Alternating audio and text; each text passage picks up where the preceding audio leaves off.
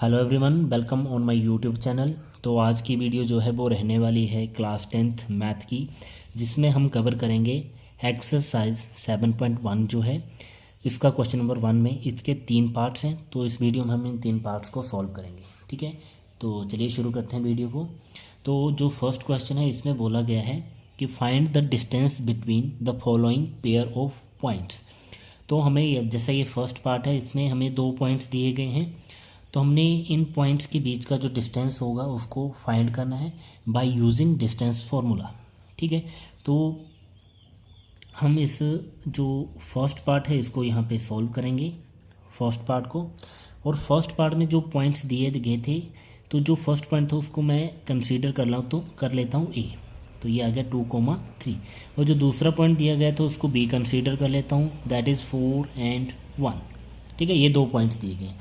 और जैसा कि आपने जो क्लास 9th में पढ़ा होगा पहले, कि ये जो कोऑर्डिनेट्स हैं ये रिप्रेजेंट कर रहे हैं। फर्स्ट पॉइंट जो है, ये जो फर्स्ट है, ये फर्स्ट कोऑर्डिनेट जो है ये एक्स एक्सिस को रिप्रेजेंट कर रहा है, और ये जो सेकंड है ये बाई एक्सिस को।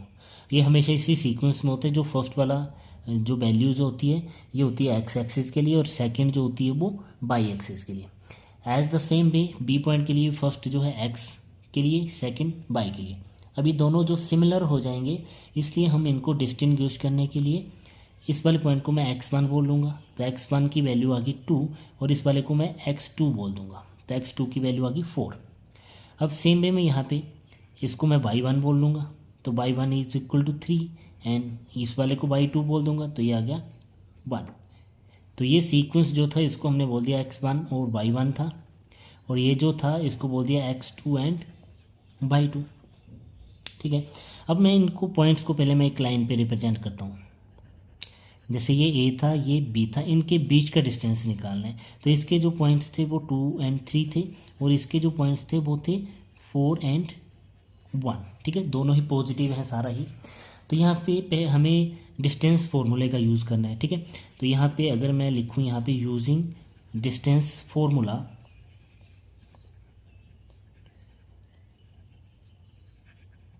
तो जो डिस्टेंस फार्मूला होता है वो कोई भी 2 पॉइंट्स के बीच में डिस्टेंस को फाइंड करने के लिए लगाया जाता है। जैसे यहाँ पे 2 पॉइंट्स हैं ए बी, तो मैं यहाँ पे लिखूँगा ए बी जो होगा इनके बीच का जो डिस्टेंस होगा, तो यहाँ पे लिख देते हैं डिस्टेंस ऑफ ए बी। तो ये जो लाइन सेगमेंट ए बी है इसका जो डिस्टेंस फाइंड करना है, तो इसको लिखेंगे x2 माइनस x1 का स्क्वायर। तो जो सेकेंड वाला था इसका x2 माइनस जो फर्स्ट वाला था इसका x1। तो जो x के पॉइंट्स थे उनको ले लिए इनका स्क्वायर, प्लस जो y के पॉइंट्स थे y2 माइनस y1 इनका स्क्वायर, और इसका आता है स्क्वायर रूट। ठीक है, ये होता है हमारे पास डिस्टेंस फार्मूला।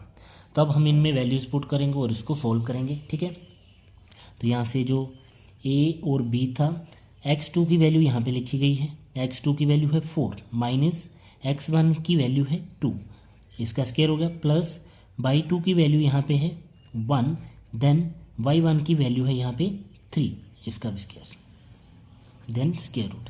तो इसको यहीं पे सॉल्व कर देते हैं। 4 माइनस 2 जो होता है 2 आ गया, एंड देन 2 का स्क्वायर, प्लस 1 माइनस 3 जो होता है ये होता है -2। 3 माइनस 1 करेंगे तो 2, बड़ी टर्म माइनस की थी तो यहाँ पे माइनस लग गया, इसका भी स्क्वायर आ गया। ठीक है, देन ए बी जो है डिस्टेंस ऑफ ए बी, ये यहाँ पे बना है 2 का स्क्वायर जो होता है वो 4 होता है, और -2 का स्क्वायर जो है ये भी 4 आएगा। जैसा कि आपको पता है कि कोई भी नेगेटिव नंबर होता है, अगर उसकी पावर इवन में है तो वो नंबर मल्टीप्लाई होने के बाद पॉजिटिव में ही लिखा जाएगा, और अगर कोई नेगेटिव नंबर की पावर ओड है तो वो मल्टीप्लाई करने के बाद जो सॉल्व करेंगे उसको तो वो नेगेटिव में रहता है। तो यहाँ पे ये पावर जो है वो इवन है, इसलिए ये जो होगा 2 का स्क्वायर निकालने के बाद जो है वो पॉजिटिव वैल्यू होगी। तो 2 का स्क्वायर 2 2 ज़ा 4, और इसका था स्क्वायर रूट। तो यहाँ से हम लिख सकते हैं ए बी जो था इसकी वैल्यू हो गया 4 + 4 हो गया 8। तो 8 को हम यहाँ पे अगर इसी को लिखा जाए तो 2 टाइम्स 4 बन रहा था, तो अगर ये ऐसे लिखा है तब भी ठीक है। 4 की डिवीज़न कर दे अगर, तो इसको लिख सकते हैं √4 मल्टीप्लाई √2। तो 4 का रूट जो होता है वो आता है 2, और √2 जो है उसको सिंपली वैसे ही लिखा जाएगा। तो जो डिस्टेंस ऑफ ए बी निकला है दैट इज़ 2√2। तो ये पहला पार्ट जो है वो सॉल्व हो गया। अब हम सोल्व करेंगे इसका सेकंड पॉइंट, मैंने यहाँ पे लिख लिया है। तो जो ये फर्स्ट था इसको हम लेट कर लेते हैं ए। तो जो ए था उसके कोऑर्डिनेट्स थे -5 एंड 7, और जो बी थे इसके कोऑर्डिनेट्स थे -1, 3।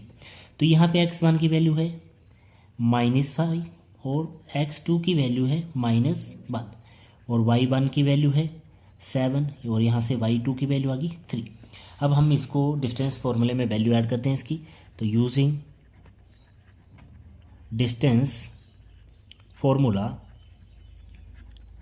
अब डायरेक्टली मैं यहाँ पे फॉर्मूला नहीं लिख रहा हूँ क्योंकि वीडियो लेंथी हो जाएगी, तो यहाँ पे डायरेक्ट मैं वैल्यू पुट करता हूँ।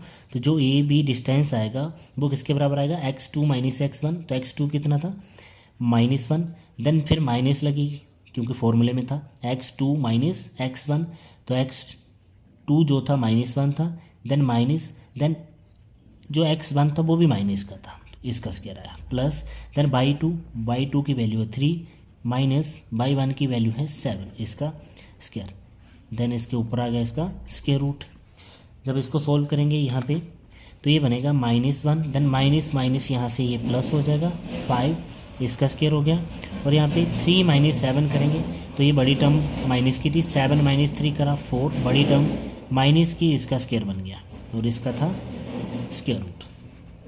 ठीक है, तो जो ए बी की वैल्यू आएगी यहाँ से लिखेंगे माइनस प्लस माइनस, 5 - 1 करा तो 4, बड़ी टर्म प्लस की थी तो इसका स्क्वायर हो गया, प्लस यहाँ पे आया है -1 का स्क्वायर, देन स्क्वायर रूट। 4 का स्क्वायर जो होता है वो 16 होता है, प्लस माइनस का नंबर है लेकिन पावर जो है वो इवन है, इसलिए जो भी मल्टीप्लाई करके आएगा वो पॉजिटिव होगा। 4 4 जा 16, तो ये भी 16। तो इसको डायरेक्टली अगर हम 16 16 32 ना करके हम ऐसे लिखते हैं 2 × 16, तो 2 × 16 लिख सकते हैं इसको। तो जो 2 का रूट होता है वो √2 ही लिखा जाएगा, और 16 का रूट जो होता है वो 4 आता है, तो इसको हम लिख सकते हैं 4√2। तो यहाँ से जो ए बी का डिस्टेंस निकला है, distance of A B is equal to 4√2। ठीक है, तो ये सेकंड पार्ट भी यहाँ से सॉल्व हो गया। अब हम इसका जो है थर्ड पार्ट करेंगे। तो थर्ड क्वेश्चन के मैंने जो थर्ड पार्ट था उसके कोऑर्डिनेट्स लिख लिए हैं। तो जो फर्स्ट वाला था इसको ए मान लेते हैं, ए जो था उसके कोऑर्डिनेट थे ए और बी, और जो दूसरा वाला था उसको बी कंसीडर कर लेते हैं और उसके कोऑर्डिनेट्स थे -a, -b। अब यहाँ से x1 और x2 की वैल्यू, x1 x2, x1 की वैल्यू है a और x2 की वैल्यू है -a।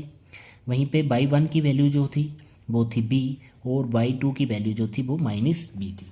अब यूजिंग डिस्टेंस फार्मूला, जब डिस्टेंस फार्मूला लगाएंगे, इस चैप्टर में ओनली 2 ही फॉर्मूले लगने वाले हैं, एक डिस्टेंस फार्मूला लगेगा और दूसरा सेक्शन फार्मूला लगेगा, जिसमें हम इनकी डिवीजन कर देते हैं। ठीक है, तो using distance formula, distance of A B जो आएगा वो आएगा x2 की वैल्यू है -a, देन -x1, तो x1 की वैल्यू थी, इसका स्क्वायर आ गया, प्लस y2, तो y2 की वैल्यू थी -b, माइनस y1 और y1 की वैल्यू है b, इसका स्क्वायर, देन इसका स्क्वायर रूट।